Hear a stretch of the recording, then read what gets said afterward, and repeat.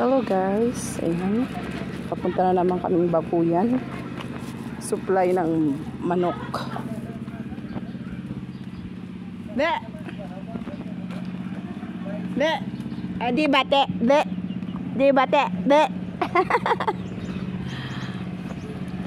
Kaaway ko yung bata lagi. Inaaway ko.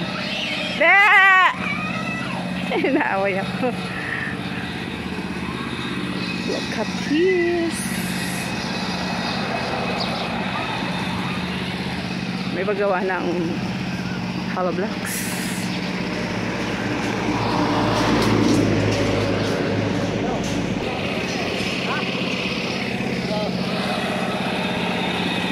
Mas malaki pa sa akin yung baboy ni Nel. Diba, Nel?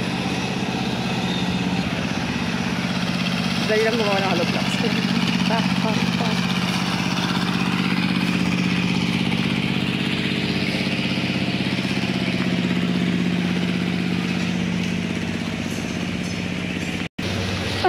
Puso ko'y nagdurugo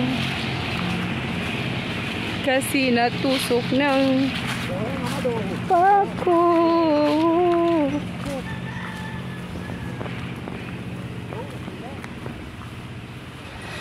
Yan yung mga mais, hindi pa hina-harvest. Pinabayaan na ng may-ari. Mayaman naman ang may-ari ng mais na yan. Kaya pinabayaan na lang. Gusto ko na i-harvest.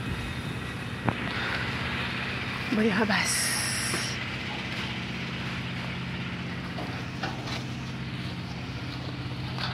Entering the village of the baboys. Diba? Sayang lang ang bayabas. See? Naku, tingnan mo Nel. Susunod din sa iyo yung manok. Ay, ang mga dalandan. Dalandan pa rin. Susunod talaga sila kay Arnel. So, yan. Itong bahay ng manok. Yan. Yan ang bahay ng manok. And the pato. But the pato is no more. Tatlo na lang yun.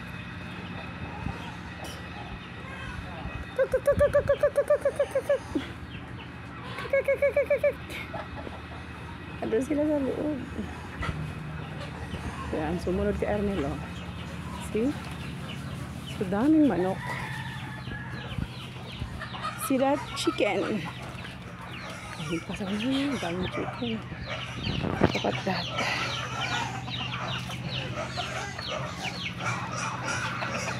Hello, manok ka. Ang dumi na naman ninyo! Ha? And mabaho pa. Kala nila pakakainin na sila. No, later. Maaga pa, 10 o'clock pa lang. Oh, very good. Clean ang bahay. How about you? Mamaya nakakain. Oh, very good. Kunti lang ang poops. Ah? Buksan ko? Ayan, paano magbukas ng tubig? So, dahil pump well kami, ayan, kailangan mo itong i-on. Sala. There, on the okay. Ayan. Kailangan i-pump. Then, here. And then, oh my God. Pump well using electricity. Baboy ng hipag ko. Yan, buntis. Buntis. Yan. Ito yung boar. The father of all.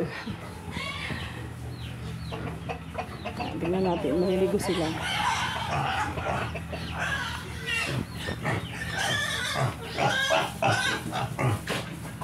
It's not easy, ah. Paalaga ng baboy. You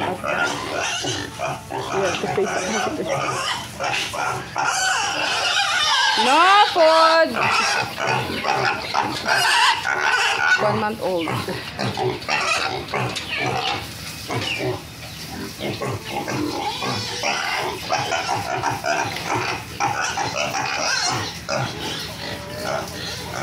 Oh, saya. Ang saya.